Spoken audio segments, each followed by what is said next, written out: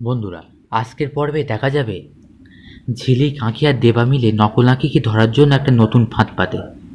কালীপদকে ওখানে বসিয়ে, বস্তিতে বসিয়ে ভালো করে বিরিয়ানি টিরানি খাওয়ায়। এরপর কালীপদকে বলে নকল আঁখিকে ধরতে পারলে সেই নকল আঁখির সঙ্গে কালীপদর বিয়ে দেবে। কালীপদ তো সেটা শুনে খুবই গদগদ হয়ে যায়। এরপরে প্ল্যানটাও বলে। ঝিলিক বলে যে আমার সঙ্গে যখন আসল আঁখির প্রথম দেখা হয়েছিল তখন আমরা আনন্দে একটা নাচ নেচেছিলাম, যেটা নকল আঁখি জানে না। এখন কালীপদর কাজ হবে যে নকল আঁখিকে ধরার জন্য জার্জ হয়ে আসবে, অর্থাৎ বস্তিতে একটা সর্ষে ফুল উৎসবের আয়োজন করবে ঝিলিক। সেখানে তিনজনে নাচবে, মানে ঝিলিক, আসল আঁখি আর নকল আঁখি।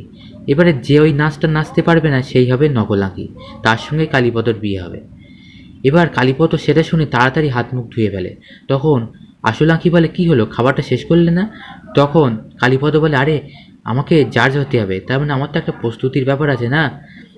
তখন আসল আঁখি বলে, না না, এটা নিয়ে তোমাকে কোনো চিন্তা করতে হবে না। ঝিলিক বলে, তার জন্য এই নাচের ভিডিওটা আমাদের কাছে আছে, সেটা তোমাকে পাঠিয়ে দেব, আর তুমি সেটা দেখে প্রত্যেকটা স্টেপ মুখস্থ করে আসবে। এবার ঝিলিক আর আঁখি মনে মনে অন্য প্ল্যান ফেঁদে রাখে। মনে মনে ভাবে, যাও যাও কালীপদ, আমি জানি তুমি কি করবে, আগে গিয়ে তোমার বোনকে বলবে। ওদিকে দেখা যায় ফ্যাক্টরিতে নকল আঁখি থাকে গৌরবের সাথে, আর গৌরব তো প্রচণ্ড ইন্টেলিজেন্ট।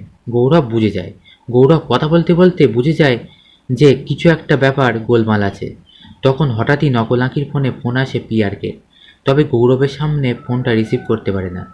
গৌরব বাইরে যাওয়ার আছিলায় আড়ালে দাঁড়িয়ে থাকে। তখন নকল আঁখি ফোনটা রিসিভ করে পিয়ারকের সঙ্গে কথা বলে, আর সমস্ত কথোপকথন শুনে ফেলে আড়াল থেকে গৌরব। এরপরেই গৌরব আবার ভিতরে ঢোকে আর নানান রকম প্রশ্ন করতে থাকে নকল আঁখিকে, আর নকল আঁখিও প্রায় ফেঁসে যায়।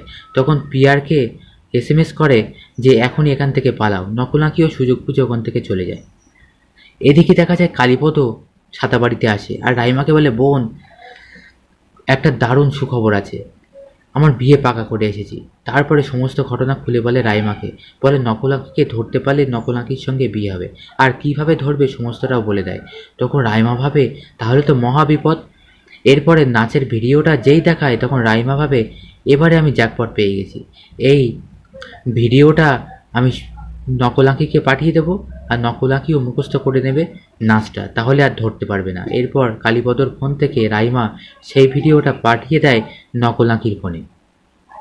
তবে এই সবই জানতো ঝিলিক আর আসল আঁখি, যে এমনটা হতে চলেছে।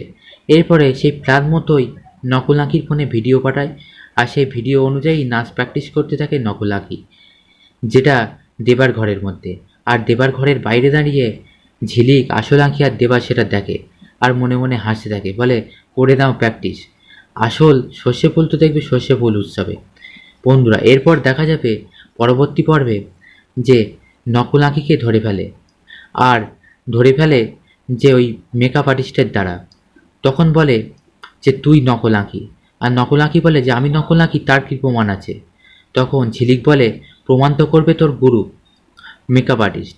তখন সেখানে চলে আসে সেই মেকআপ আর্টিস্ট আর ধরিয়ে দেয় নকল আঁখিকে। বন্ধুরা, পরবর্তী এপিসোডটি খুবই আকর্ষণীয় হতে চলেছে।